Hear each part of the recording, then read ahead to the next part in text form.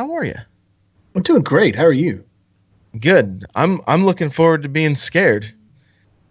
But more importantly, I'm looking forward to finding out about you, my friend. Before we do that, you want to start this show off for us? The Lootcast starts now. All right. Welcome to episode 82 of the Lootcast. I'm your host, N64 Josh. I've got my co-host, Destinot TLC, bringing the tender love and care. What's up, my friend? As much as going good. It's been playing games, keeping up on some social media, keeping up on recent drops for movie news that we've been hearing about some of our favorite sci-fi franchises. Yeah, doing good. Oh, you're talking about Logan? Logan. That too. Actually, I'm pretty excited to see that movie. I'm not a huge X-Men fan, but that does interest me. I'm talking about Star Wars, fool. We got a title. Oh. Episode 8. I think it's called The Last Samurai. I mean Jedi. Yeah. So yeah. Yeah. We got that. That was announced. Did you see that tweet that put the two titles of the last two movies together and it says The Force Awakens, The Last Jedi? I did, which, I don't know, I'm thinking really hard. What's the name of the next one going to be? Because it's like The Force Awakens, The Last Jedi forever. To train more Jedi. You know? In bed? I don't know. It'd be interesting to see that. Like a fortune cookie. Yeah. Oh, man. Ha ha ha. Yeah, I don't know. Yeah. Yeah, we'll see what happens.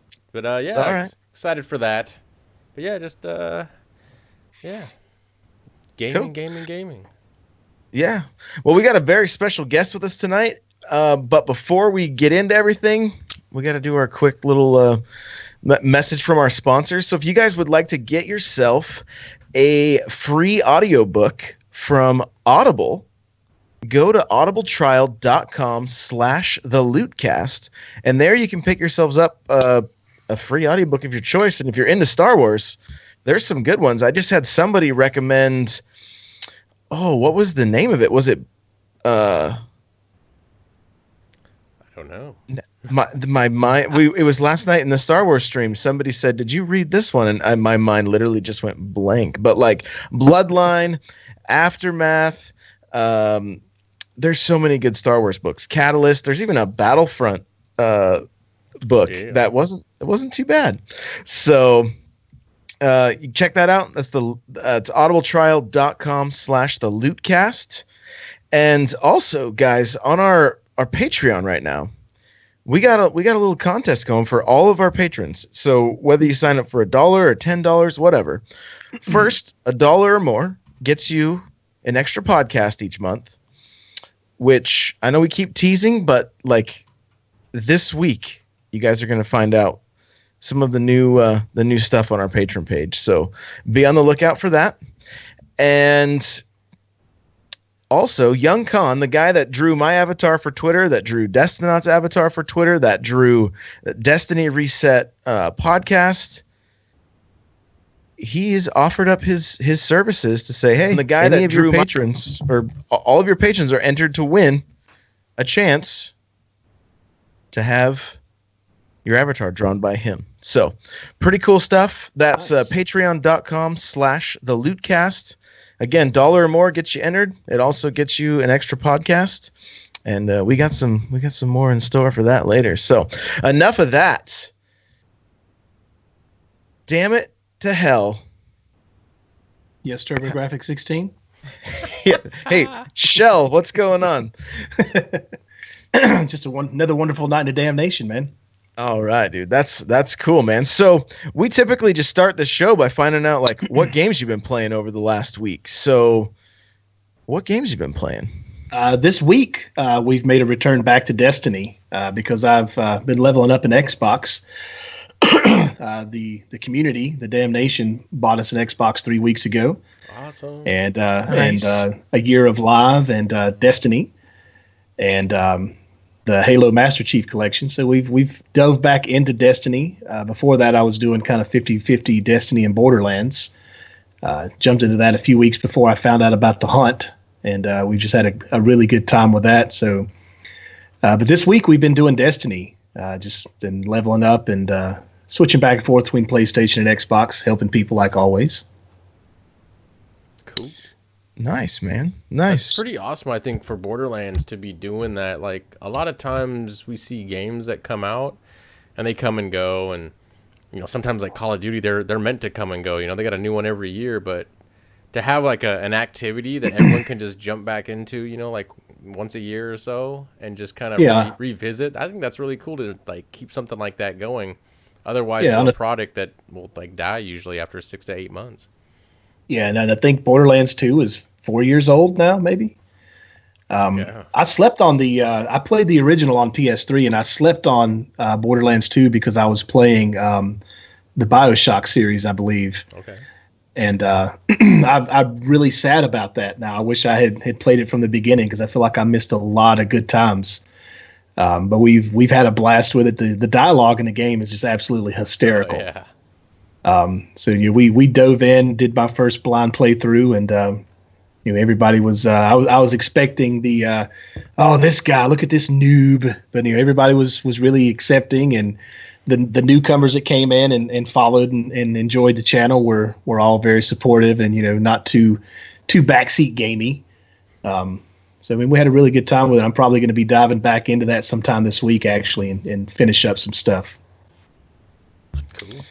Very cool, man. Very cool. I do want to say welcome to everybody that's hanging out with us live right now. Damnation, is that what you call them? Is that your crew? Yeah. We lost a good bit of them in the lull, but I think they'll be popping back in. We were sitting at about 25, I think, before we made the switch. So very, very supportive group of people. Obviously they support me with the Xbox, but I've got a core group of people that are there every single night, and very, very welcoming group of people. A new person comes in, they embrace them and hug them and touch their butt and give them channel currency, and it's a good time. Yeah. Well, that's great. I just want to say welcome to everybody. Drummer, I see you there, buddy, and JTW34 here to frag you. If I missed anybody, I apologize. It's moving pretty quick. So, Brian, Mr. Destinat, what games this week, man? Well, we jumped into Destiny. I know we did like a little bit of Iron Banner. We're still playing cleanup, trying to get everything on that Destiny done before the eventual Destiny 2 comes out. I think you're down to, is it 1 or 0 achievements left in that game? I have 3 nodes to go. On your Warlock. I don't know how, because they start doing 2 nodes at a time. So there's 5 nodes that need to be completed, but 2 of them are almost done, and then I'll have 3 left. So that'll be the last achievement, and Destiny will be not only Destiny for me, but that'll be every Bungie game minus. I'll be honest, Marathon on the Xbox 360 arcade. So as far as Bungie achievements goes, I'll have them all, at least for all the Halos. And So they port Oni over, and then you're screwed. That's a whole other game. So yeah, I'm down to, I have to ring all the bells to get the last. I think it's a secret achievement. Yep. But I'm down to that one. So we've just been cleaning stuff up there in Destiny. I've been Steam's killing me, man. If you guys in the chat don't know, I just recently put together a PC, and these Steam sales where they keep coming out with these like $2 games, I keep picking them up because I'm like, that's $2. frightening. $2, I'll just pick that up. Yeah, oh man, it's scary. Like, I just picked up a collection of games the other day. I got it for $5. It was normally $50, and I'm like, I'm losing money if I don't buy this, So I had to pick that up. So that's a whole other 4 other games I haven't touched yet. So, but yeah, doing a lot of like the little games in Steam, like the little side scrollers and stuff like that. Just playing through. I think Josh, you have this one, Ori and the Blind Forest. Yep. It's kind of like from what I've been described. Picked it up on sale. Okay, yeah. See. But yeah, that one's pretty cool because it's one of those games, like a side scroller, and you'll try to get into a certain area, but you can't. And then the more you progress through the game, you could then get like a new ability, like double jump or or like air boost or something like that, and then suddenly you can get into that new area. So playing a lot of those little just kind of like, I wouldn't really call them mini games, but they're just, they're not AAA titles. They're just smaller games, and those are just really fun to sit through and play through. Played quite a bit the other day. I even streamed some of it. One of my favorite games from last year, which is called House of the Dying Sun.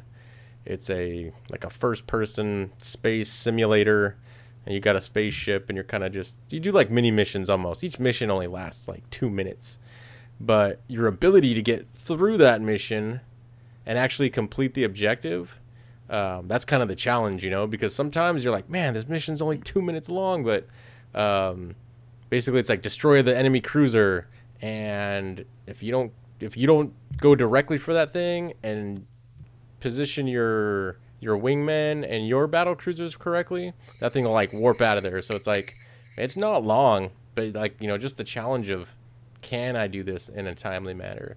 That's pretty cool. So I've been playing that one, and there's a new one I'm looking forward to. I'll talk about it next week because I haven't looked into it too much.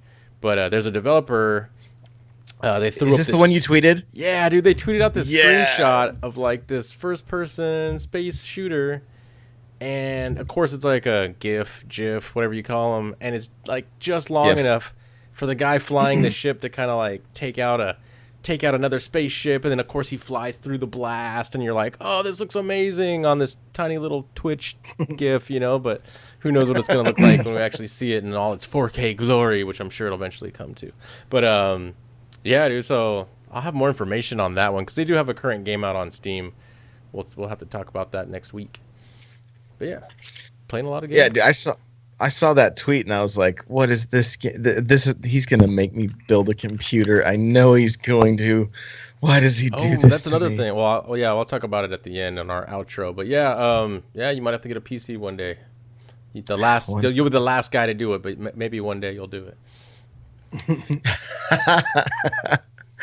Well, as far as games I've played this week, it's been a ton of Destiny. I have been on that grind, and I was kind of doing a little test with my stream. Basically, I was just I'm like, you know what? I'm going to just spend a week streaming Destiny and see what that does. If that, like, what the numbers do, like, is it going to be, growth? Is it going to, what is it going to? And I kind of found that I was at a plateau, basically. And I talk about it in my vlog, which you guys can go check out on YouTube if you want. And so didn't play anything really other than Destiny, whereas the week before we played so many different games.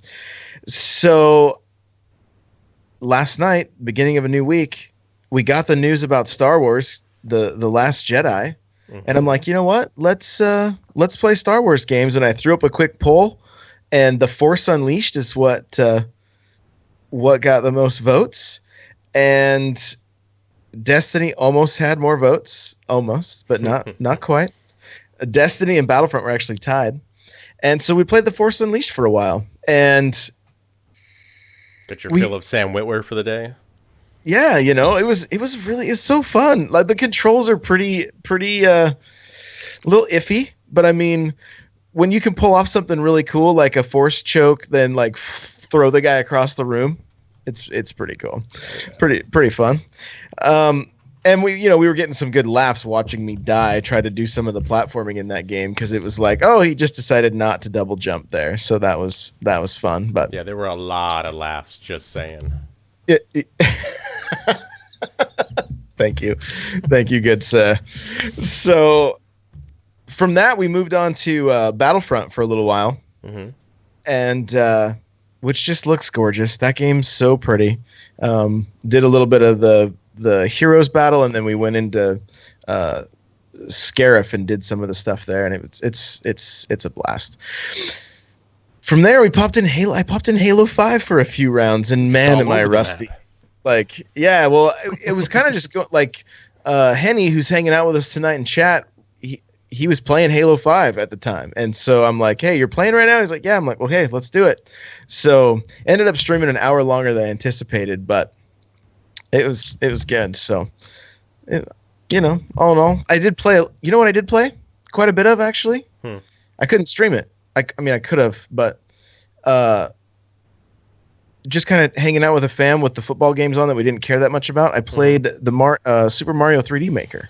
Oh yeah. And Super Mario Maker, not 3D Maker. Super Mario Maker. There we go. And I'm like, 3D Maker? What is this? Because I couldn't figure out why I couldn't unlock anything in that game to create more levels on the DS anyway. So what you have to do is you have to just complete levels. You just have to play. Whereas on the Wii, you just go and create, and as you've created every day, it unlocks something else. So anyway, so I played that. There's a ton of worlds to play through, and some of them are quite challenging, which I thought was pretty cool. So but that's kind of been it for, my games for last week. So with that, we're gonna get into our Becoming Legend segment and get to know. We were trying to decide, is it Mr. Hell or just Mr. Hell. Just first name Dammit, middle name 2, last name Hell. Yeah. So anyway, the day I was born, the doctor handed me to my mother, and she took one look at me and said, "Oh, damn it to hell!" And it kind of was it the beard? It was the beard. Yeah, it had slightly less gray in it then, but yeah, it just stuck. Yeah, damn it to hell. Awesome, dude. Awesome. Well, let's go ahead and get into our segment here. All right, so this can kind of be a little 2-part segment. First, we just want to know where your gaming career started, and we'll follow it up by just talking about your journey with Destiny and Becoming Legend. But where did it all start, man? What system? And we'll just kind of go through the history, and we can take as long or as little as we like. Well, I'm old. I'm a 70s baby, so my first system I ever played on was the Atari 2600. Cool. You're in good company. I had seen the Intellivision in the Sears department store, but they didn't have it on display. They just had it set up, with the paddles and the buttons on it, so you could look at it and marvel over its weirdness. But I grew up poor, so we didn't have any gaming systems. But I had several friends whose parents spoiled them, so of course I found every excuse possible to go hang out with them and play asteroids and tanks and all this stuff on the 2600. From there, a friend of mine got the 5200, and of course we played games on that. Then the ColecoVision came, then the 7800, and then my father sent me. He had a Texas Instruments computer, the TI 99 4A. Okay. And he replaced it with a Commodore 64, and he sent me the TI. We had a couple of game cartridges, one of which was Parsec. And it was just a side-scroller space shooting game. And it had the slightly better than an Atari 2600 controller to it, the single fire button and the stick. And I think the highlight of that whole thing was actually watching my mother play the game, because she was you move to the left and you go with it. The body went the direction that the controller did. So she was way ahead of her time. So when the Wii came out, yeah. she's probably right there with it. Oh yeah, I mean, she had abs of steel before the Wii came out. But we dug into that a little bit, and then I took a bit of a break and actually taught myself BASIC. Through the old computer magazines, you would spend 4 hours typing in lines and lines and lines of code just to make a little box bounce up and down on the screen. Yeah. But I went through and taught myself that, and then once the C64 ran its course with my father, he got an Amiga, and he sent me the Commodore. So here I am with a floppy drive and the old cassette player that you could play games off of. That was the first time I ever heard the sound of data audibly. It sounded like a dial-up modem. You load the cassette in, and you hit play, and it's just all the data sounds. But that was my first taste at, good gracious, 14 maybe. I got a pirated version of Strip Poker, and boy, let me tell you, the pixels on those babes, man. Let me tell you, super high def. Oh boy, is it getting hot in here? It took 14 minutes to load. Whenever they took their shirt off, took 14 minutes to load the next picture. But All in crystal clear VGA. Yeah, but it all changed for me the day I walked into a Kmart and saw the NES on display, and in a line around the corner of kids. I just saw this line of kids, and I was like, what's going on? What are these guys doing? And I made my way up to the front, and I see Mario, and I was like, this is the greatest thing I've ever seen. And when I was doing doing an interview with Psychotic Flaw and Hamburger, we spoke about this the other day. I used to hate going shopping with my mother because she would touch everything in the store, like every single thing. We would go to the store for sugar and be coming out 4 hours later with nothing, not even the sugar, but she saw everything in the damn store.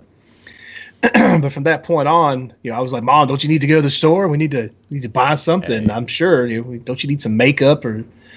I had almost completely beat Mario in the store before I actually got the NES. What stopped me was the store took measures to prevent one person from playing for so long, and they put the timer on it. So after 10 or 15 minutes, it would just reset, and it's like, no. You better be speed running, son. Yeah. So I had begged and pleaded, and finally, it was a joint effort between my mother and my grandparents because again, we grew up poor. But I got the NES, Pro Wrestling, and Metroid, and Kung Fu. I got that for Christmas one year. Nice. And I think that was actually the last time I ever saw the sunlight. Ever. Yes. I only see the sun now when I go to work because I leave early enough that it's starting to peek out before I walk into work, and it's just going down as I leave. So, sun's overrated. It's overrated. Yeah. You can take vitamin D in a pill form. I mean, what do you need sunlight for? Indeed. But I poured a lot of hours into Mario, and then of course the negative world was discovered, and we all dug around looking for glitches in, and then I dove headfirst into Metroid, and I've probably, aside from Destiny and maybe Final Fantasy VII, I've probably got the most hours in the original Metroid game. Wow. Because I'm ADD, but like in a weird way. So like I will set my mind to something, and if I'm really interested in something, I'm not distracted by it. If I'm not interested in it, I'm the worst person in the world. Oh, look, a kitty. But I stuck so much time into Metroid. At the time, it was an amazing piece of art. The music changes from each level, just the mystique of wondering what was coming up next. Looking for destroyable blocks to fall down into the next area. It was just great. Did you have the entire binder full of save codes? I did actually. And then when someone found out that you could just go. Once you beat the game, that you knew it was Samus with a freaking bikini on. It was like a game changer too. Because again, those pixels, man, they were something else. Noticing a trend here.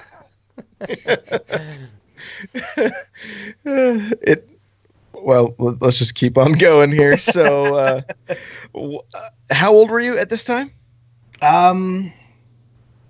Maybe 11 or 12. Okay, very cool. I was born in 73, so I'm 40 years old. So I see. So, dude, I mean, I love hearing this. One, I love hearing like about the Atari and stuff because my uncle, he like, that's what he kind of brought me up on as far as gaming goes. It was the 2600 was very first, and then I don't remember if he had a 5200 or not. Or whatever it was, 5800, and then the 78. That I remember, like, I had my NES at that point, and so it was like already the console wars had started with my uncle and me. Like, I'm like, hey, what? Mario's way better than anything you have over here. You realize that, don't you? Yeah. And so I love hearing that the Atari was. Because it's crazy. We have people come on here and they're like, yeah, my first system was the GameCube. And we're like, oh my gosh.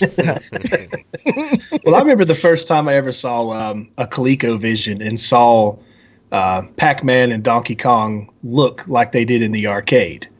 Yeah. I'm sure you know, Josh, that the 2600 version of Pac-Man, So he had bad. he had the uncanny ability to eat dots through his head and his butt and his back, and he just always looked to the left. I don't know what was over there, but he was determined to see it. And then when we switched over to the my friend got a ColecoVision, and I was like, "Whoa, Pac-Man moves up? What is this?" Sorcery. So it was. Yeah, but I also spent a lot of time in the arcade in between the time that the Nintendo came out and the my Commodore days, because my mother was she was a manager at a Hardee's. I'm not sure what you guys are. It may liken Carl's Jr. basically the same thing. Oh, okay. But I would get off the bus right there in front of the little restaurant, and I would go and sit for 2 hours while she was finishing up everything, because she didn't. We lived in a bad neighborhood. She didn't trust me, understandably. Then I thought she was Satan for not letting me do anything, but she didn't trust me or the people in the neighborhood not to kidnap and kill me. So I spent a lot of time in Hardee's, and on the weekends I would have to go there on Saturday all day. But there was a putt golf and games just across the street. And she would actually let me walk. It might have been like a quarter mile. She would let me walk to there because she knew the owners. It was a franchise. And those guys loved me. And they were always just feeding me tokens. I would go over there with $3 and then play for like 8 hours. And they would give me passes to play the mini golf. But I played a lot of games. 1942, Excite Bike. 1942 was one of my favorite arcade games at the time. On the NES, that was the first game I ever beat, and that really took forever. Because things just get faster and faster and faster and faster, and it's going back, I don't think I could have ever beat that nowadays. But yeah, the games like I've always enjoyed like those bullet hell games. They're just fun. It's like a mixture of skill / luck, So yeah, fond memories of 1942.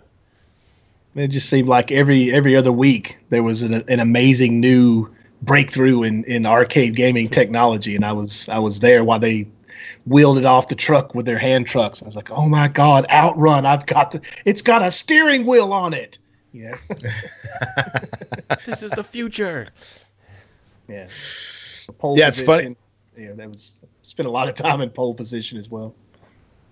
I was just over the holiday talking with my uncle, and he was kind of telling me some stories when he was a kid like that, and he had a friend whose parents owned like the hotel in our tiny little town, and they had a couple arcade machines, and they would just open them up and just rack up all the credits and then close them back up and let the kids play for hours and hours and hours. And it was like, I mean, that was like the dream back then, like to not have to, it was always like, can I have some quarters? Can I have some quarters? Right. I mean, that's, hey, we were like junkies. We didn't even realize it. We were just like, I won't put up a horrible reference, but if you guys have ever seen, was it Menace to Society? We're like, I got these cheeseburgers, man.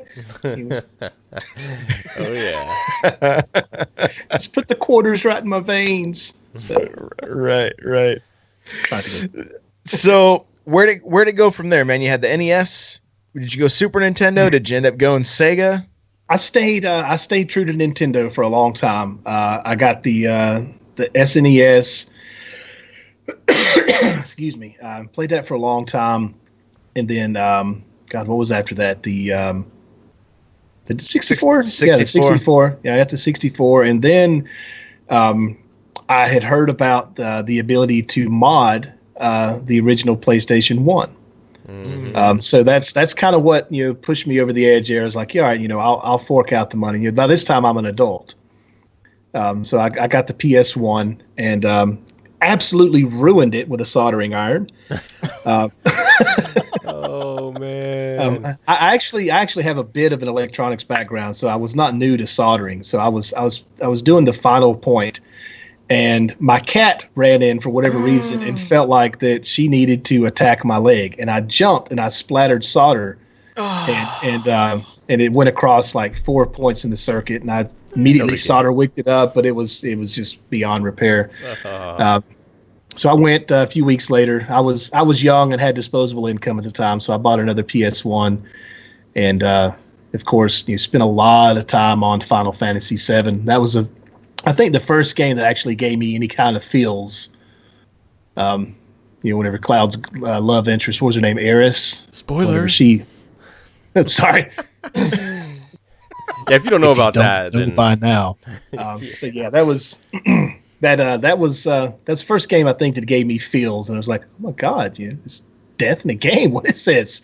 Why would you do this to me? Yeah, I think you maybe get up 42 times a day to change the discs, and now somebody's dead. Around that era, that PS1 era, I would say probably 64 had it also, but I think that's when we started getting stuff like that, and that was new to us, I think, because everything before that was, a lot of arcade ports. You run from left to right, find another princess, but there was nothing that actually kind of like you said, conveyed emotions or like a story that kind of went from like beginning, middle to end. So yeah, dude, I remember I think you're in the same boat as quite a few people, and I have a feeling that's why it was such an important game for people, because it was the first time that you actually kind of got the full effect of what games could be. Yeah, I mean, it had the whole cinematic feel to it as well as the emotion, and it was just it was next level stuff. Yeah. Oh yeah. Yeah. My brother, he had there was probably 1,000 different kinds back then, but he had that modded PS1, and he used to go to like the corner rental shop, and you could rent like 2 games or 1 game for $1. And then you could, if you didn't, this store had a policy where if you didn't like it, you could return it that same day one time. So he would actually he'd go home, he'd burn it, go to return it, get a second game, come home, burn it. And then by the time he was done, he had like, I can't remember if it was either 1 or 2 dresser drawers full of just like CDRs of games he probably never even. And at that point, you're playing for 5 minutes, and you're like, whatever. This is whatever. I'll play the next one now. I got 10 more to go. But yeah, that was a big thing back then. That modded PS1. Mm-hmm. So then, was it PS2 next, man? Yep, I went to PS2. I never owned the only Sega system I ever owned, and it's because my best friend, he was the Sega guy, and I was with him every weekend. So we started with the Master System, and then the Genesis, and he had the Sega CD and the Dreamcast. So I stayed with Nintendo all the way up until the 64. By this time, I've got a young child, and he has the GameCube. So we still had a Nintendo in the house, but I'd kind of outgrown the type of games that Nintendo was putting out at the time. I wanted something a little more. After playing Final Fantasy VII, I wanted something with some more content to it. Yeah. So we got the PS2, and my kids quickly took over that. So we played together more than I played alone. And then I kind of got into to PC gaming for a while. I did the Half-Life. I played a lot of Half-Life. Oh, yeah. Played Fear, Sin. I got really, really hardcore into the FPS on on PC. So then we got the PS3, and I got Resistance 2, I believe. And it was just like, how do you even play this game with these 2 sticks? I don't understand it. Just like the worst aim ever. I was used to doing a 180 and just picking your head off with a flick of a mouse. But yeah, I mean, I played all the FPSs, pretty much everything that came out. I had a brief little stint with Diablo for a while, but I've since the advent of the FPS, I've kind of had a vested interest in those, and dabbled back and forth with RPGs for a while, but always seemed to go back to the third person shooter or the first person shooter. Yeah, those were huge back then. I know I was into a lot of Battlefield 2 around that time. I also had like Fear, Sin. I think just prior to that though was like Counter-Strike was when it was really getting huge. But that was a good time for the FPSs over on the PC. Oh yeah. There was a lot of stuff coming out back then. Not that there isn't now, but Yeah, yeah. But it was all new to us. Just Oh that yeah. that style of game. You're coming off of Doom, I guess, Hmm. and Unreal. So those were really really fun times. It's like, oh my god, I've got to have another video card. And my ex-wife was like, "You just bought one 2 months ago." I know, Yeah. but I can't play this game. Counter Strike is where what did it for us, because that was when it was a first person shooter, and it was like, I'm only getting 32 frames per second. I need the next latest and greatest graphics card that's coming out so I can get 45 frames per second. Yeah. Around that time, I remember that was all that was like pre Xbox. I want to say like pre Yes, it was. the Xbox Live. And I remember I was just Yeah. telling Josh about this the other day. It's like I had buddies that we'd play Counter Strike, and I don't remember if Roger Wilco, which was like a over the internet microphone service at the time. We used to have to like call each other on the phones, and we'd be on the phone the whole time. We had just gotten like cable internet, so it wasn't like AOL where we kicked each other off. So yeah, those were some creative times back then. Really trying to get like strategy to go on those FPS games. It was fun. It was fun. Oh yeah, and I think I'm pretty sure my timeline is all screwy here. But in the meantime, I think Xbox and the PlayStation 2 came out about the same time, didn't they? Or in the same year, maybe? PlayStation 2 was maybe 6 months before Xbox, and then Xbox and GameCube came out, I think, within like 2 weeks of each other or something like that. Okay. Because that was I think PS2 was a year before. Was it a year? Okay. But yeah, was it? around, Okay. I can't imagine it's more than that though.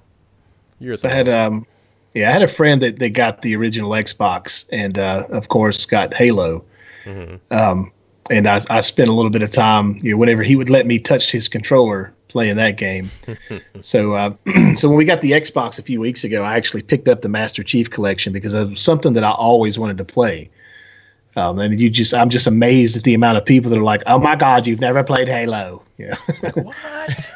You're like, unfollow, unsub, throw laptop on the ground. I'm done. Man, it's rough out there, man. Yeah, but it's funny because I didn't get that with anything else. But for some reason, if you've not played Halo, you're just a piece of crap. Yeah.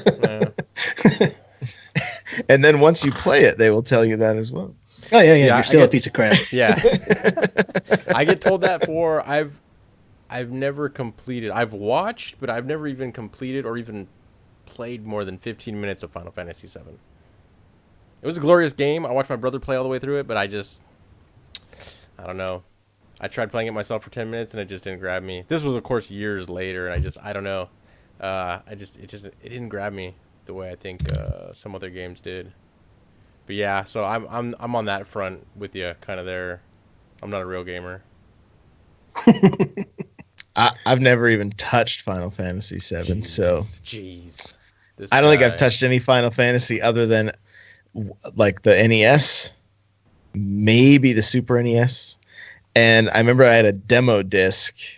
There was a demo disc at a church that had some kind of Final Fantasy on it, I think. Or they had the actual game, but they had no memory card. So I'm like, this is useless. What am I supposed to do with this? Leave it on all the time? Good old memory cards. So, yeah. So, okay, well, so in the PS4, you went from PS3 to PS4. I'm assuming because you've been playing Destiny on, right? Yeah, I was late to the PS4 bus. I missed that by about a year, I think. Okay. Just because I had had a lot going on in my personal life. Was going through a divorce and such and so on and so on. So I had about a year where I didn't play a lot of video games, just because I had a PS3 that I'd actually got maybe 3 months after launch. Whenever you could actually find one, because they were sold out for so long. So I had the PS3 and I played it. Got the Yellow Light of Death on it. I was actually working. I owned and operated a computer shop at the time. So I went through and I found out how to repair those, with the old heat gun. Did about 4 repairs on it, and then it just completely burned out. So I went and got another one. And at this time, I found out how to actually legitimately repair them by pulling the GPU off and reballing it with new solder and putting it down the way it was supposed to be. So at that point, I was a hot commodity in my town because I was actually doing permanent repairs on PS3s. And I was charging a bit more for them just because of the precision needed to reball those GPUs. But nobody ever came back because when I was fixing them with a heat gun, 3, 4, 5 weeks later they were back. It's broke again. So I went through 2 PS3s, and then about the time my ex-wife left, the Blu-ray drive went bad in the PS3, and I was very short on money just due to legal reasons and all that stuff. So never did replace the Blu-ray drive, but I had a few dozen games from PSN that were digitally downloaded. So that's what the kids and I did for a while. And I was in a head-on collision. A woman came over into my lane and tried to kill me for some reason. I don't know. She thought I looked menacing, I guess. She was a teenager on her cell phone, so don't text and drive, kids. But she after all, I think she was just in awe of the beard. To be honest, for all the people that are only listening to this, there is a glorious beard here. She almost knocked it completely off. Let me tell you. But she completely totaled my car, and then had to get a lawyer because their insurance company was being an insurance company. So when all the dust settled, I got a fairly nice settlement check, and the first thing I did was go buy a PS4 and a few games, mainly for the kids. We got some stuff we could play together. But I had seen all the advertisements and all the hype about Destiny back in 2012. I was like, man, it had sparked my eye, and I had really had it in the back of my head. And it went on sale, I think the week of New Year's on PSN. It was like $39 for the Destiny in the Dark Below. And I said, I'm gonna pick this up. Why not? So that was aside from a little bit of Resistance and a little bit of Killzone, that was my first real foray into online console gaming. Okay. I had a small handful of online friends to the PS3, mostly like family members, people that had added me that I'd never even played with. So when I got over to the PS4, those friends didn't translate well to online gaming, which led me to looking online for people to play with, which then led me to discovering Twitch. Because I had gotten to a point in the game. The first time I ever loaded up Vault of Glass, I didn't know what a raid was. I just knew that for some damn reason I couldn't get all 3 of those gates to light up and build that spire that they kept telling me to do. So I took to the Googles and was looking. I watched a lot of videos on YouTube, and every once in a while you'd hear somebody say, check out my Twitch channel. I was like, what is this Twitch stuff? I don't even understand. So I finally found Twitch and spent some time watching and making friends and doing the old, hey, if anybody wants to help me do this, this is my PSN. So it was an exciting and confusing time in Destiny because I had done all that I could do without matchmaking. I'd done all the strikes, I had done all the story missions. I had attempted on many, many, many occasions to solo a Nightfall, and it just wasn't working. So, back in the day, if you died, it was back to orbit for you, baby. Yes, it was. That was brutal. Yes, Destiny. I don't even like to say year one because I feel that implies kind of like towards the end of year one they were maybe doing some improvements. Like Destiny month 3 was brutal. It was just. It was like people didn't know what was going on. Like you mentioned, you're like, what's this Spire thing or what's going on? Me personally, I think I lucked out a little bit because I had some knowledge of like the MMOs of the time, kind of like, the World of Warcrafts. Back then there was like a Star Wars Galaxies, and some of those MMO elements kind of you see them in Destiny, and it's like, so I kind of knew some things were up, but it was still a bizarre new world, and I think for a lot of people, so it wasn't just the typical start from the beginning of the game, play through, and then you're at the end of the game. So it was interesting, I think, to kind of come up and see how people reacted to the game, and how the communities come together to figure things out, and how you can jump on things like Twitch, or Reddit, meet up with a handful of strangers and come together and do cool stuff.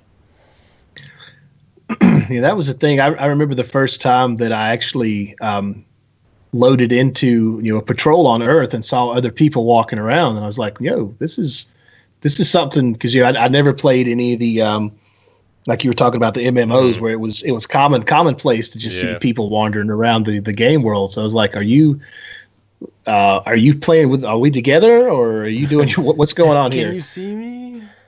Yeah, I did a lot of that. Hey, I can wave. Look at me. I can do this dance too. This is cool. So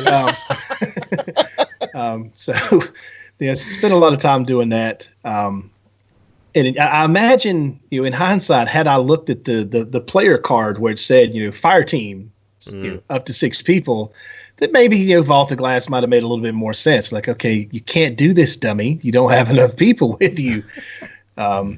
But me being the stubborn person that I am, I was determined to do that. And then I saw a video that you can sparrow glitch into the gate, into the actual vault, and then I spent hours, just walking around that place. I actually discovered the secret entrance right there by the first chest by accident, because I fell off and looked in there and saw it. So I spent a lot of time down in that area.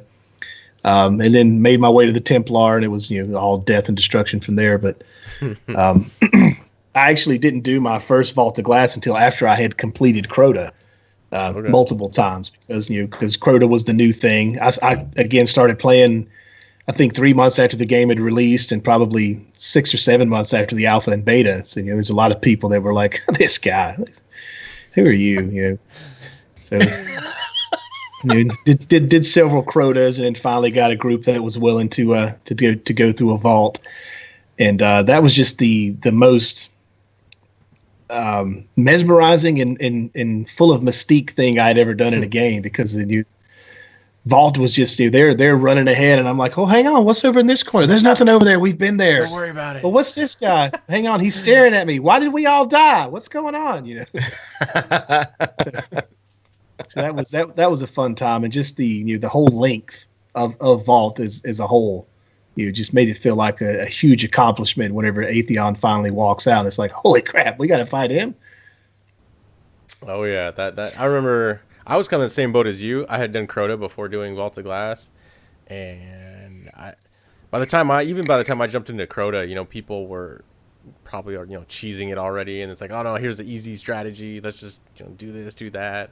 I was just kind of like going along for the ride, but I remember Vault of Glass being like, whoa, like you said, you're just looking around and you're like, oh my gosh, it just goes on forever over there into blackness, like what's over there? And the degree of strategy, I guess, because in my opinion, I feel there's a lot more teamwork needed for Vault of Glass. So it was just kind of like, oh my God, the experience for me, like I thought that was just amazing. And like I said, even though I'd played like the MMOs before where they were kind of similar, there weren't really MMOs that were like the first person that still required you to have like your first person shooter skills up to par.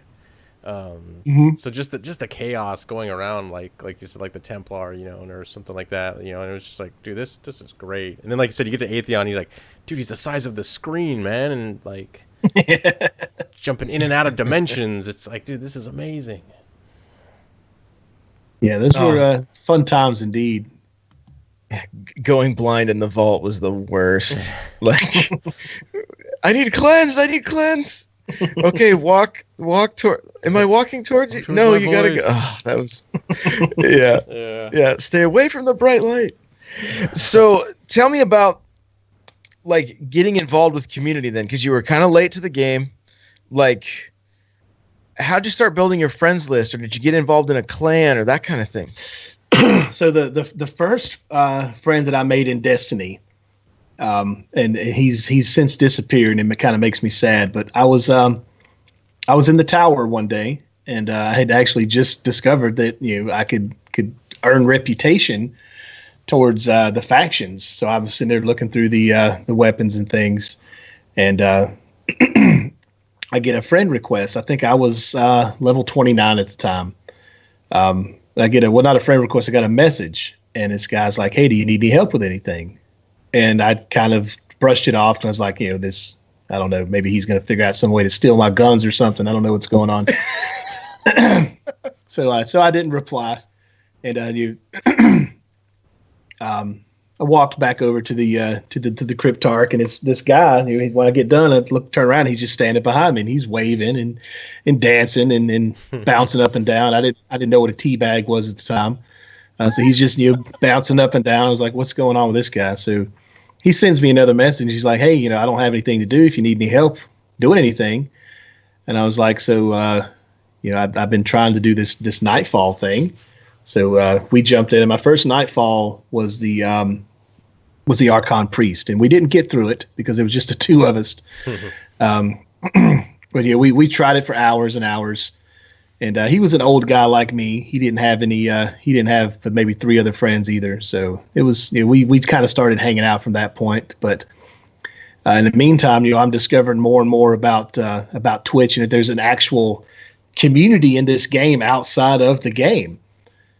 Which just added further mystery and amazement about the whole thing. It's like these people are playing this game, and other people are watching them do it, and they're talking to each other, and this is pretty cool. I need to check this out. So I spent probably weeks just watching before I actually even created an account and registered and typed in the chat for the first time. But this was. Lord, I think it was December 2014. Where's the last thing I typed in the chat here? January 12th, 2015 is when I created my Twitch account to be able to talk in the chat and say, hey, would somebody want to help me with this Nightfall? And by this time, I at first people I found were Lucky and Buttwipe. And I want to say that they weren't partnered at this point. But they did a lot of PvP, which I sucked at, still do. But just the whole appeal of them being on the same screen and talking to each other and people just eating it up. So I spent a lot of time watching that. And then just kind of, I discovered, because I found their channel through a Google search, and then discovered a little bit later that there was an actual directory. I could go through and look at all these games, and he was like, okay, these are the people that are playing this game and this game and this game. So I found the Destiny directory and just started clicking through people. And I found VO, Trust the Cake. And I hung out. She was actually the first person I subbed to, because I subbed to her almost immediately because I loaded into her channel and they were doing trials. And on Rusted Lands, the old broken down car, her and her fire team had gotten into the car and were sitting down and were just dying laughing. And because the team is just running around, we watched the team run by him twice. And they have just absolutely no clue where they are. And her whole fire team is laughing. The chat's laughing. I'm like, it's like 1:00 in the morning. I should be asleep, and I've got tears running down my eyes. I'm laughing so hard. And so I hit the sub button. I was like, this is something special. I want to be a part of this. And then from there, I just started discovering more and more people, and then realized that I got more interaction out of the smaller streamers. So I would look for somebody with 50 or less people watching them. And I found someone who ended up being a good friend of mine, like 551 Ninjas. And I hung out in her channel, and we played a little bit together. And discovered just through her rating other channels some really great people. That's how I met Evil Aura. That's how I met Guardian Outpost. And pretty much any given time, if you pop into either of those channels while they're on, you're going to see me, just because I love those guys to death. I hang out there as much as I can. And just through them, I've met several other great people from their channel raids. But I have the privilege, the job that I hold. I work for Amazon. I'm a supervisor there, and it's very slow right now. So I spend a good bit of my time the first 7 months of the year or so watching Twitch and getting paid for it. So that's a good thing. But I'm always meeting new people, and I still stick to the smaller streamers, because I love the intimacy and the interaction that you get with somebody. Sometimes I'll pop into a channel with one viewer and just start up a conversation because I remember how it felt to get my first viewer and somebody actually say something other than, "Hey, you suck at this game," and then leaving, So, but I mean, it's the Destiny directory is just ridiculous when it comes to the family and the camaraderie that there is there. It's a whole. I never would have imagined whenever I first downloaded Destiny what I was getting into. Yeah, it's like no other, man. It is. I mean, honestly, we wouldn't even be sitting here right now chatting. I probably say that almost every guest we have on, but it's like this game has brought so many people together, and it's wild. It's not like any other game. I mean, yeah, I had a handful of people I met through the years on Xbox Live playing Rainbow Six, playing Halo 2, that kind of stuff, but never like the friendships that have come from Destiny. It's one of a kind. And it's funny that you're watching Twitch while working for Amazon, because it's almost like you're still working watching Twitch. Yeah, anytime I'm questioned about it, I just say I'm doing research and making sure these servers are up to speed, everything's good. That works. Oh man. So then you started streaming. Let's get a little bit of backstory there, man. So when did you first hit that button to go live, and what was that like? What was that experience like? Well, I hit share on the PlayStation for the first time whenever I was playing with like 551 Ninjas. And we were just goofing around, and she's like, because I saw how much fun that she had, and she had her 3 kids, and they were always in the background, and it was a different stream than what you would normally see. Normally you hear a kid making noise and the streamer mutes his mic and you see him going, and he mutes back. Hey, sorry about that, guys. And she, her kids would just like pop into the camera, like real close, like, "What you doing?" And me having kids, there was an appeal to that, that she didn't just go, "Hey, get out of here. What the crap, trying to do stuff." So we hung out, and that's the first time I hit the share button. And of course, nobody watched. I think I streamed for maybe 45 minutes, and then this was back in last February, so almost a year ago, I guess. And then maybe 4 or 5 times in between then and June, I hit that share button for maybe 30 to 45 minutes, an hour tops, and just played the game. Nobody was there. I talked to myself because I'm just a goofball in general. So I'm sitting there insulting my gameplay and talking back to Ghost and cursing the architects for killing me for no good reason. And then I decided back in early June, I had amassed a couple of followers. I had maybe 30 or 40 followers off of maybe 10 streams total. And most of them were people that I played with, and they're like, "Oh, hey, they would see in the PSN in the menu there that I was streaming, and they would come and say hey or tell me I sucked or something." And then I had no notifications or anything. I didn't know I was being followed. So back in June, I just decided, what? I think I want to. I go to work and I come home and I play games anyway. So I think I want to do something with this. So I decided, okay, on these days I'm going to stream from this time to this time. So I started streaming on Sunday, Monday, and Tuesdays from 7:00 at night till about 10 at night, and did that for a few weeks. And people started showing up. And I created some rudimentary graphics for my Twitch channel and put a schedule up, and slowly more people started showing up and got a couple of more follows, and it became kind of big. And I was like, I think I had maybe 80 follows at the time, and I was like, I'm the king of the damn world here. Look at me. 80 people on the internet love me. If I could just get them all to show up at the same time, I'd be Gothalion over here. Yeah, so kept on doing that, and I'd added an extra day, and then I added an extra day, and then eventually I'm streaming 5 days a week, and I'm purely Destiny. I had the PlayStation camera that came with the PlayStation, so I was always sitting there on camera, and I had gotten up to like 180 followers. I had maybe 5 people in the channel at any given time, and it was fun. So I decided, I want to make like a real stream out of this. So I have a friend here in town that owns a pawn shop, and I went looking for a computer from him, and he had God, what was it he gave me first? It was like a Toshiba, and it was not able, because I first started streaming with PS4 SharePlay, because I didn't have a capture card, so I would just capture SharePlay through OBS, and I could stream for maybe an hour before the CPU went, all right, you're done. So I took that back to him, and after like 2 weeks, and only because he was my friend, he let me return it. He's like, well, I've got this Alienware down here up under the counter that I was holding on to, but you probably don't want to pay me what I want for it.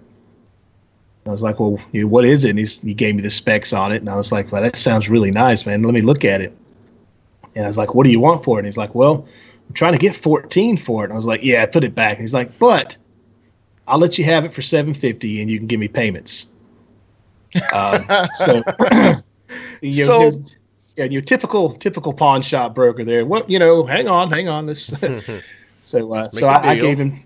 Yeah, so I gave him $200 down on it, and over the course of the month, paid it off. And it was still at the time doing the capture and share play. It just had the laptop and was still playing off of a 50-inch TV, and had a tablet set over here with a chat on it. And I've fired up that first stream. I made an overlay, and it looked like my kids had drawn it on poster board and cut it out. But I was proud of it. I was like, this is what I've done. And the people that show up the first time, I didn't have a green screen or anything, so it was just like me, and you could see my couch behind me. And it just kind of grew from there. And through a few very generous donations, we got an extra monitor. We got a gaming monitor to play on. Got some lights. I built this rudimentary green screen behind me out of a rolling closet rack and some green fabric from Walmart. So this is my $12 green screen here. But then got a capture card. I redid my graphics. Actually put some time and thought into them. So all my overlays, everything's been done by me. So I haven't outsourced to anybody. But I mean, it's just kind of grown from there. And back in, I had been watching Guardian Outpost for a few months at this time, and was slowly meeting people. And I kept hearing about this streamer spotlight thing. So one of the mods, I whispered one of the mods at the time. I was like, hey, how do I get in on this? He's like, well, we typically look at people that have like 500 or more followers. And I was like, okay, I understand. I'll come back. I had like 160 at this time, and I was like, all right, that's cool. I understand. And then that later that day, I went into Evil Aura's stream, like I always did, and he was talking about it as well. So he's like, if you're interested in it, hit me on Twitter, blah blah blah. So I followed him on Twitter, and I sent him a message. He was like, I'm kind of interested in this, and it's funny because I ended up getting double booked. Because the other guy, the mod, came back and said, all right, I guess they couldn't find anybody. I don't know. But he's like, all right, if you want to do it, we'll do it on this day. So then Aura emails me. He's like, all right, we got you down for this day. And I was like, well, the other guy said I'm doing it tomorrow. So I just confused, got it straightened down into the streamer spotlight at 180 followers. And here we are now, almost at 1,600 6 months later. So nice. It's pretty amazing. I don't know if it's Twitch or what, but you guys' stream has gone out. It's hard to say it. The Skype call was a little bit messy there for a sec, but all right, you're back. It might have been me. Yeah. I have a local small town internet. But yeah, that was. I don't know if you guys heard me or not, but I was at 180 followers back in July, and we've grown into something. I feel like that's magical at this point. You're sitting just a few followers away from 1,600. I got the extreme pleasure of being asked, before he's even opened up the the sign up sheets to stream on Guardian Outpost channel 2 Sundays ago. That was the just the best time I've ever had on Twitch, because there was not a single moment where there was I went to bed that night with felt like my throat like I had swallowed sand for 4 hours, because I talked and cut up and just sang badly the whole time, and it was the best time that I've had on Twitch so far, and you can't thank him enough for that. But it's not the biggest audience I've streamed to, but it was the most fun. So it was definitely I owe him another hug at Guardian Con for that one. Maybe even a little nipple tweak. I don't know. I think Dave and I have grown past the butt touches. We got to take it to the next level. Got to step it up. Yeah. Fair enough. Yeah, even Here to Frag You says that was such a fun stream. So sounds like it was a good time, man. So give us some advice, man, for streamers. What's the best advice you can give? The best advice I can give is the best advice that was given to me, and that's just be yourself. Don't, unless you're willing to commit full time to some type of persona or character, don't even start it, because eventually you'll fall out of character, and the people that you've built the audience that you've built around that character will realize it, and I feel like they would probably be offended at this point if they spend any time with you and then realize that's not even who you are. Me at heart, I'm just a big kid. I have very little filter. It's been difficult not to be dammit2hell on the podcast here, because I don't want everybody to unsubscribe to you guys. But I'm just we picked up a motto earlier this week that kind of stuck, and I don't even remember how it came about. It was in another interview. But it's hashtag food or lewd. Sometimes it's the channel is either always food, or it's borderline terms of service breach there. So not quite safe for work. Yeah, I don't know how it happens. We go in an instant from pizza to not pizza. But yeah, I mean, it's just and that's, I feel like I've connected with the people that watch me daily just because I am me. I probably should, but I don't put any thought into the stream other than I will try to come up with a question of the day. This is the question I ask everybody when they come in. But aside from that, I hit play on the playlist, I fire up the dashboard, and I hit start streaming, and whatever happens, happens. And I feel like that, and that's just me. I'm spur of the moment. I'm horrible when it comes to making plans for anything, but it's worked for me. So, and you see people like let's see, the One Manny or Dr. Disrespect, and they've got a gimmick, and that's them, and they're great at it.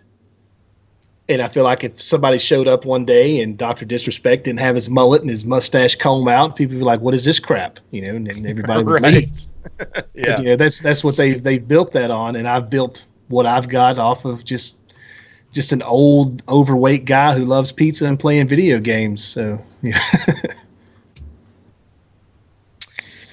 So this, I mean, I love hearing this, man. Like listening to your story, hearing like just hitting that button, and not even like, I love that you had no friends, and some dude in the tower is dancing around and sending you messages, right? And now you're streaming the game on a regular basis. You're on another console now. You're leveling that stuff up. Like, what a crazy journey, all from Destiny. Yeah. Right. Like I said, I never would have imagined. I thought, this would be another game that I beat, or because of my OCD almost beat, but started playing something else instead, because I've got a whole shelf to my left of games that have either been beaten once and set aside, or were played until the next thing came out. And now I've got maybe 6 or 7 games over there that I was really looking forward to and just barely dipped my toes into because Destiny keeps calling me back. And it's I'm IRL don't have a lot going on. I go to work, I come home. If I'm not at work or streaming, I've got my kids 4 days a week. And when they're not here, it's just me and Twitch. And I'm hanging out with people. So the people in my stream, they know my current situation. They know how my day at work went. They know what I had for lunch. Anything they ask me, I'll answer.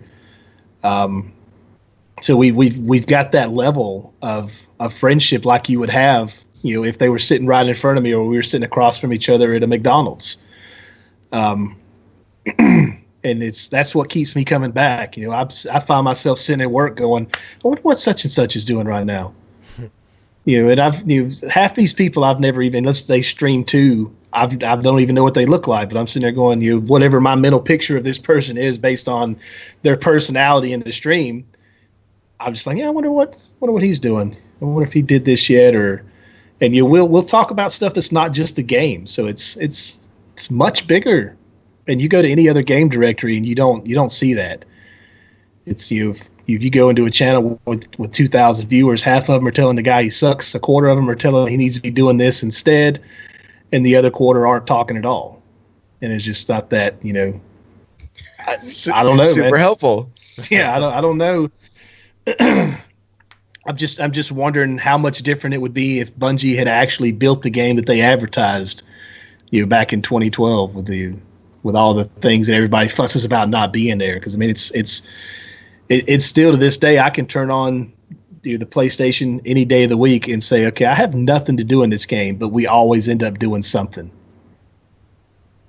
Yeah, what were we doing the other day, Josh? We jumped in and I think we were looking for Taken or something like that, and it's like, yep. I think if you were to describe that to somebody, and just like if someone was like, "Oh, what'd you do in this game yesterday? What makes it so funny?" You're like, "Well, me and this guy online, we went into this area and we were looking for these glowing things, and we just had to shoot them until the counter and he's like, reaches 0." He's like, "That's stupid. Yeah, I don't even know why you guys are doing that. That sounds stupid." Isn't that game dead? Yeah, but like you said, you can go in and it's how do they used to describe, there was that show Seinfeld, and it's like this show is literally about nothing. Well, it's almost it's almost like the game is about nothing, but like you said, you always end up having fun or being able to look back on it and talk about, we were just there for X, Y, and Z, but because we were in there and talking in chat, it's like we had the best time that night, So that's what I think maybe that's what's kept it going, is the fact that it isn't packed with so much to do that you can ignore everything else around you and play the game. It's almost like, hey, I get to jump in.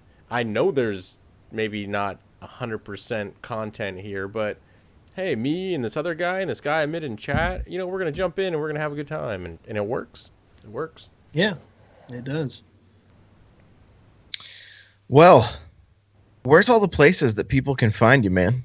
We got to get you to that 1600 mark. How close are you? Do you know? I think I'm 11 away now. Nice. Somebody popped in just a little while ago. Reaper Virus, thank you very much for that follow. Welcome to Damnation. So I'm on Twitch, obviously, Twitch TV/dammit2hell. I'm on Twitter, also dammit2hell, but the E in hell is spelled with a 3 because back when Twitter was first invented, somebody created dammit2hell and never made the first tweet. Nice. They've never done anything with it. And I was like, this guy. Also on Facebook, dammit2hell. I'm on all over the internet. Dammit2hell. That's me. Very cool. Very cool. We're telling everybody in the chat, go follow. Click that link real quick and see if we can break that 1600 mark right now. That'd be great. Awesome. And so, well, thank you so much, man, for coming on and sharing your story, and we appreciate it, dude. Yeah. Well, thank you. It just seems like everything that's happened with Twitch and Destiny has been kind of like on a whim. Like I was telling you the other day, I just popped into Aura's channel and was like, hey, and he's like, you know what? You should go talk to Josh. And I was like, what's going on? What did I do? He's like, I'll vouch for you, man. You'd be great on there, blah, blah, blah. And then I've been just referred to people and I mean, I don't know. I do, like I said, I don't plan anything, and I'm not a dweller, but I find myself from time to time wondering what it is that keep these people coming back. I'm not drawing in hundreds of people. I think the most I've ever drawn in myself without a raid was maybe 49. So close to 50. Yeah. And I'm just like, at the end of the stream, I'm like, all right, and I find myself watching the VODs going, why I wouldn't watch me. Why are these people watching me? So, but it's just been, I don't know. I mean, the channel was created to meet people and to have fun and to play games. And, if one day we somehow manage to get accidentally partnered, that'll be great. But I mean, my overall goal is just I stick to why the channel was created. As long as I'm having fun every day and I'm playing games and I'm meeting new people or hanging out with the same old people, I feel like it's been a success. So I mean, I've got a job that pays the bills. So I mean, it's not like I'm going, oh my God, I got to get partnered. Again, I would love that. That'd be amazing. But again, I'm going to be playing games at night anyway when I'm not at work. So as long as we're having a good time and cutting up and doing things, and it's been a successful day. Yeah, man. Like even just last night for me, like for some reason, yes, Monday was just the worst, just like whatever, Monday blues, but firing up the stream, hanging out with the people that show up on a regular basis, like just, I mean, literally made my night, like just, and you can't explain it, man. It's just it's just the community. It's like family, and it's it's good stuff. It wasn't expected, right? What I expected was just to kind of interact with chat or whatever, but now it's like there's just a connection, and I love it. I love it. Now it's like it's like an addiction. I think I gotta be careful. It really is. I don't have. Admitting you have a problem. Oh, great! I'm gonna end up in meetings. Yeah, I had my Dish Network cut off almost a year ago. Now, whenever I started watching Twitch, so we've got we've got Netflix. I've got the Prime, obviously, and YouTube is pretty much how I get my entertainment. But somebody was asking me the other day, did you just see that thing that Professor Broman did? And I didn't, because I don't spend a lot of time on his channel. It doesn't mean I don't like him. He's a very entertaining guy. And if I am watching him or one of the big partnered streamers streams, it's because I'm lurking at work and I'm just listening. So I mean, it's very entertaining to listen to Goth play Borderlands in the background while I'm typing up some boring report. But whenever I want like pure entertainment on Twitch, I go find somebody who I know is gonna be thankful that not to sound arrogant, not like I'm anybody, but just be thankful that there's somebody there, and they're willing to talk to them or give them tips or say, hey, what's up? So that's where I get my enjoyment from Twitch. Yeah, dude, it's crazy. It's crazy. It's good times for sure. Well, thank you, man. Brian, where can we find you, bud? You guys can find me on Twitter at dammit2hell. As Josh mentioned, there's all the tender loving care right over there. You can also find me here, or us, I guess, every Tuesday night, 7 p.m. Pacific time, doing this live. And you can find me around the Xbox every once in a while. Like I said, Steam's got its hook in me right now, but you can find me on Destiny from time to time. That's under Destinot. No TLC there. I show no love on the Xbox One. Just straight Destinot. That's right. No love at all. No love. Well, guys, you can follow me on Twitter at N64Josh. And, like we mentioned at the beginning of the show, if you want to get yourself a free book from Audible, go to audibletrial.com/thelootcast. Get yourself a free book. It helps support the show, so we appreciate it. Remember, you can get entered to win to get your avatar drawn by Young Khan. The dude is amazing. All you got to do to enter is just sign up at our Patreon. It's patreon.com/thelootcast for $1 or more. You also get an extra podcast each month. So go check that out. All of the links that we mentioned, and then some, guys, you can check out at thelootcave.com/episode 82. If you want to follow dammit2hell, his links will be there. Brian's links will be there. My links, all the links. There's nothing but links. It's links everywhere.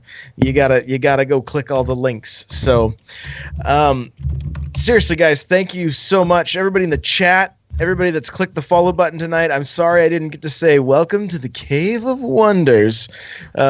My mods all love that and tell me I'm super creepy, but I tried not doing it yesterday and they were like, "Hey, creepy's better." I was like, I can't win. I can't win. So, but I am streaming.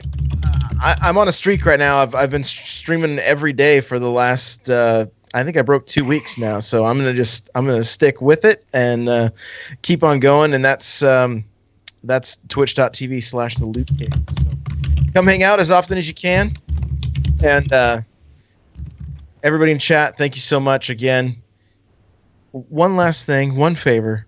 We need some more reviews on iTunes, so if you guys want to hook us up, we'd really appreciate that.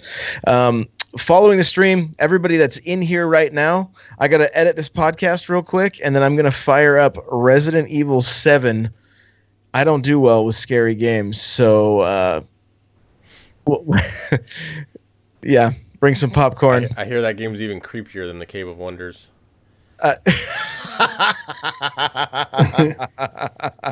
Yeah, for sure. So thanks again, guys. Make sure to follow dammit2hell on Twitch here, and we'll see you guys next week.